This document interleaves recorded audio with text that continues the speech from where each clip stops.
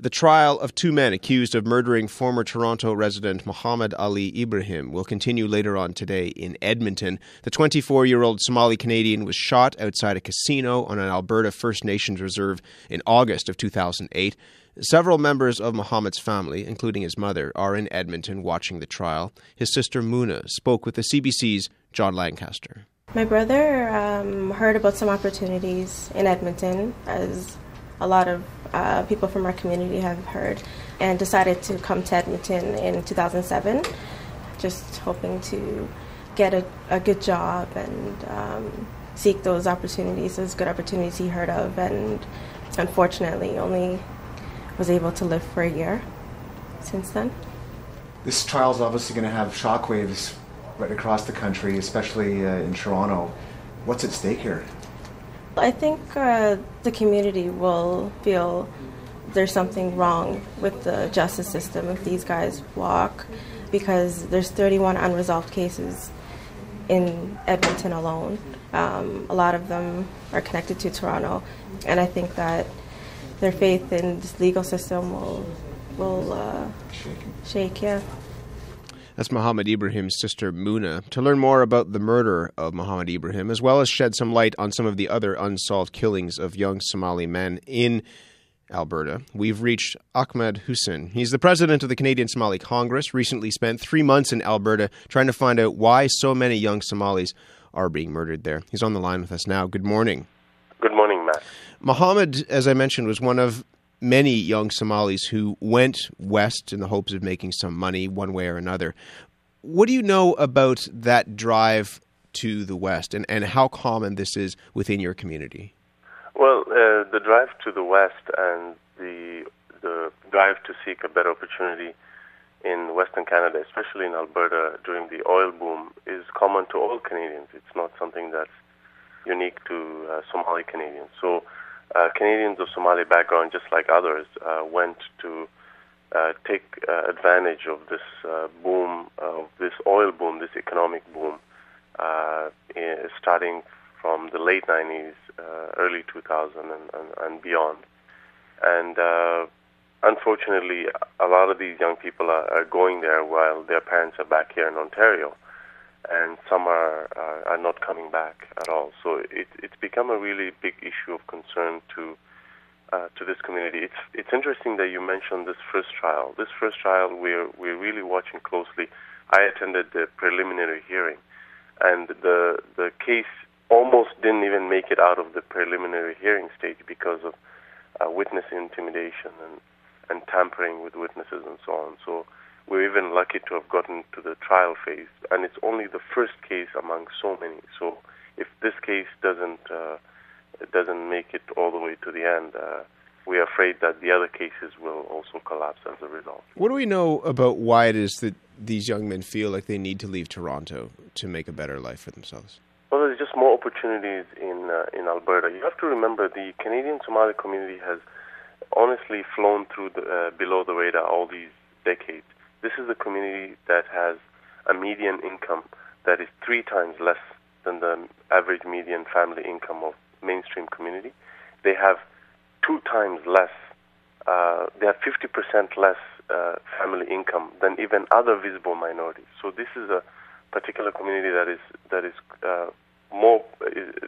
is experiencing much more poverty than others, and that's partly because they're relatively new.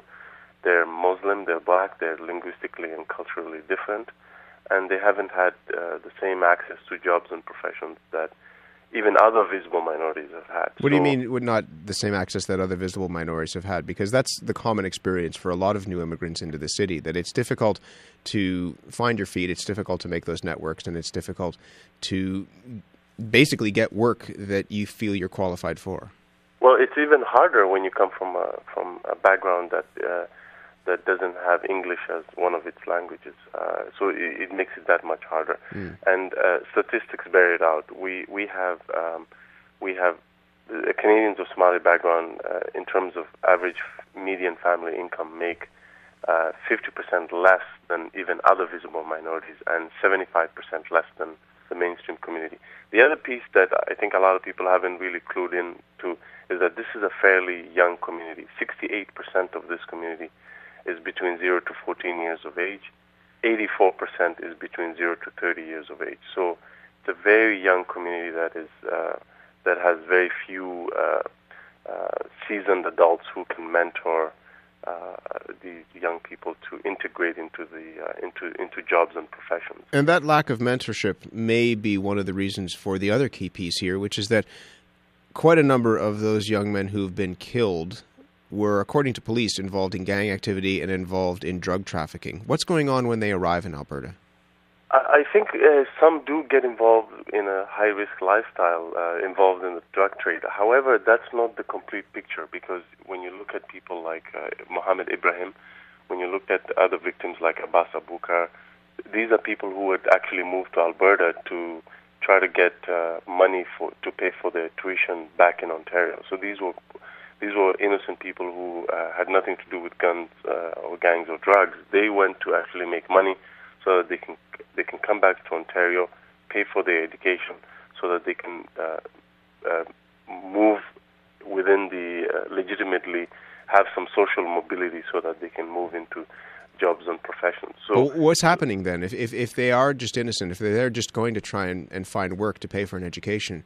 Well, sometimes you have instances of mistaken identity. There's a young mother that I've worked with. Her son, she lives in Mississauga. Her son got killed in Alberta, in Edmonton precisely, because he had a similar name to someone who shot someone else. So there was a revenge shooting based on mistaken identity. So it's a mixed bag. It's really difficult to say that this is all gangs or drugs. What's the role of the Somali community in this city in ensuring that if the young men of the community are heading west to find greater opportunity, to make money that perhaps isn't available to them here, that they have those role models, that they don't, for some, end up in a situation that could be deadly, but for others, that they're able to just steer clear of any of the bad activity that might be happening in that city? I mean, again, we've moved beyond the diagnostic stage. We've moved towards solutions. We,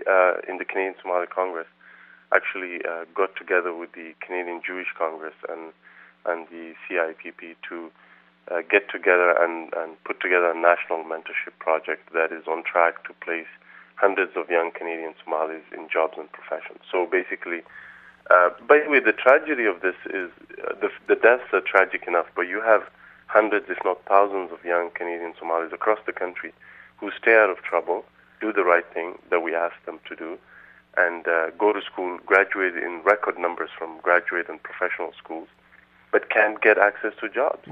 I always mention this young man called Abdi Nasir. He graduated from accounting, but ended up working at Tim Hortons because he couldn't get an accountant to work under to get his license. So those are the people who we targeted under the Canadian Somali Jewish Mentorship Project, and it's been wildly successful. We initiated in Toronto. It's expanded to Ottawa, and the next stop is in Edmonton, Alberta, where it's sorely needed. It's a story that will continue to follow. Ahmed, good to speak with you again. Thank you. Thank you.